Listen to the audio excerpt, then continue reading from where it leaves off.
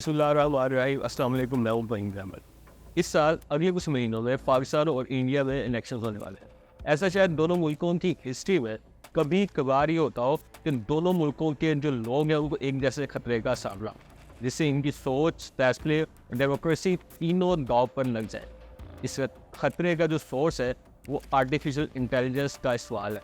वैसे तो artificial intelligence बहुत बड़ा डिस्कशन सब्जेक्ट है, इस पर मैं मुख्तलिफ वीडियोज़ भी करूँगा, लेकिन चूँकि इलेक्शन आने वाले हैं तो सिर्फ ये एनालाइज करेंगे कि इसका इम्पैक्ट इलेक्शन पर क्या हो सकता है। चंद सेक्टर्स में देख लेते हैं कि कैसे फेक चीज़ें क्रिएट कर सकता है। आप इसी वीडियो में अचानक से मेरा चेहरा तब्दील होता देखेंगे, या फिर मैं एक क्लिप आवाज़ है आपसे ये भी कह सकता हूँ।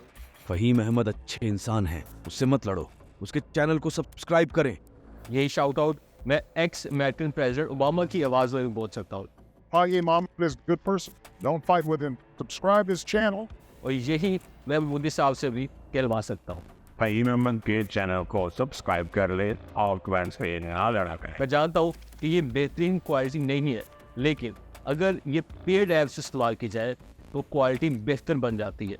आर्टिफिशियल इंटेलिजेंस इलेक्शन कैंपेन को पूरी तरह बदल कर रख देने वाली एआई का इंतहाई खतरनाक इस्तेमाल है, जिससे वीडियो और ऑडियो। ये टेक्नोलॉजी इस हद तक एडवांस हो गई है कि आपके लिए असली और नकली की पहचान ही मुश्किल हो जाएगी। आपको याद होगा कि कुछ टाइम पहले जेल में कैद इमरान खान का एआई से बना हुआ वीडियो पैगाम सामने आया, तो वो मोटिवेट कर रहे थे अपने वर्कर्स को। इस पैगाम ने पूरी दुनिया में हेडलाइंस फैलाई, इसे एक कामयाब स्ट्रेटजी कहा गया। लेकिन सिर्फ कुछ देर बाद ही इमरान खान के एक मुखालिफ ने एक ऐसी वीडियो शेयर की जिसमें इमरान खान अपनी गलतियों का एतराफ़ कर रहे हैं। ये वीडियो इस हद तक रियलिस्टिक थी कि कम से कम आम इंसान के लिए फ़र्क करना मुमकिन नहीं था कि ये असली है या नकली। इसी तरह जो इंडियन प्राइम मिनिस्टर है मोदी, उनकी आवाज़ में गाना भी सामने आया, और इसके बाद भारत में मोदी की डीप फेक वीडियो सर्कुलेट करेंगे। बल्कि मोदी पर तो एआई ज़्यादा ही मेहरबान है, और बहुत सारी वेबसाइट्स ने ट्रैफिक खींचने के लिए मोदी की आर्टिफिशियल इंटेलिजेंस से बनी हुई डीप फेक ऑडियोज़ और वीडियोज़ की जो फीचर्स है वो पेश किए हैं।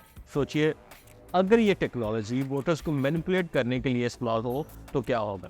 पाकिस्तान में नवाज शरीफ कह रहे होंगे कि इमरान खान को वोट दे, भारत में मोदी कह रहे होंगे कि कांग्रेस को वोट दे। फर्ज करें किसी आम वोटर को पोलिंग डे के करीब एआई से बनी हुई आवाज़ की फ़ोन कॉल आए, जो अक्सर आती है, और इसमें इसका लीडर कह रहा हो कि वोट ए कैंडिडेट को नहीं बल्कि बी कैंडिडेट को देना है, तो कितने % लोग पहचान सकेंगे कि ये दुरुस्त है या गलत है।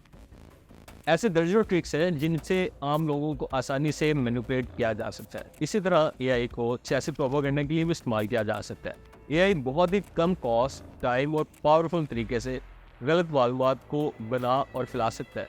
जाली खबरों के फैलाने के जरिए इंडियन चेंज की जा सकती है। मसलन ये न्यूज़ देखें जो ओरिजिनल है, और इंडियन रूलिंग पार्टी बीजेपी के वो कह रहे हैं कि जी कांग्रेस इस काबिल भी नहीं कि अपोजिशन ही बन सके, लेकिन कुछ सेक्टर्स में तब्दील की गई न्यूज़ में वो कह रहे हैं कि गवर्नमेंट बनाने के लिए कांग्रेस से बेहतरीन पार्टी नहीं है कोई, और हम तो अपोजिशन बनने के काबिल भी नहीं है।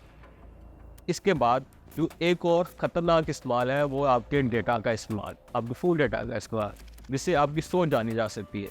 आपको क्या पसंद है, क्या नहीं पसंद, कौन से अल्फाज आप सुनना चाहते हैं, आपकी इलेक्शन से जुड़ी हुई ख्वाहिशात क्या है। मसलन पाकिस्तान में महंगाई है तो बहुत ज़्यादा लोग इसका हल चाहेंगे, तो ऐसे ही अल्फाज का इस्तेमाल किया जा सकता है। या फिर इस्लामी फलाई रियासत का स्लोगन, इसी तरह इंडिया में हिंदू राष्ट्र का और अखंड भारत के अल्फाज इस्तेमाल किया जा सकता है, और फिर इन्हीं अल्फाज को इलेक्शन स्पीचेस में इस्तेमाल किया जा सकता है। बल्कि यही नहीं, आर्टिफिशियल इंटेलिजेंस ऐसी स्पीच लिख कर दे सकती है जो वोटर्स के दिलों की आवाज़ हो, या वोटर्स का बड़ा सेगमेंट इससे सुनना चाहें। यानी एआई ऐसी चीज़ है जिससे आप ऐसे अंदाज में इस्तेमाल हो रहे होंगे, या हो सकते हैं कि आपको लग रहा होगा कि फैसला आप कर रहे हैं, लेकिन आप एक्चुअली अंडर इन्फ्लुएंस होंगे एआई जनरेटेड कंटेंट के। लेमन टर्म में इसे कंप्यूटराइज्ड जादूगरी कह सकते हैं।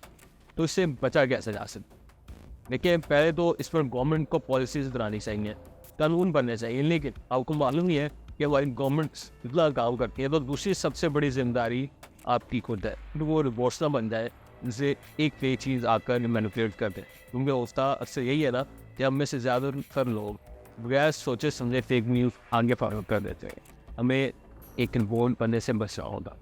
पहले चेक कर लें वेरीफाई कर लेंगे जो मालूमात है वो सच्ची है या एक फेक चीज़ है। इसके बाद इस पर यकीन करें और शेयर करें। आज तक के लिए इतना ही। अगली वीडियो में दोबारा हाजिर होगा। अपना ख्याल रखिएगा।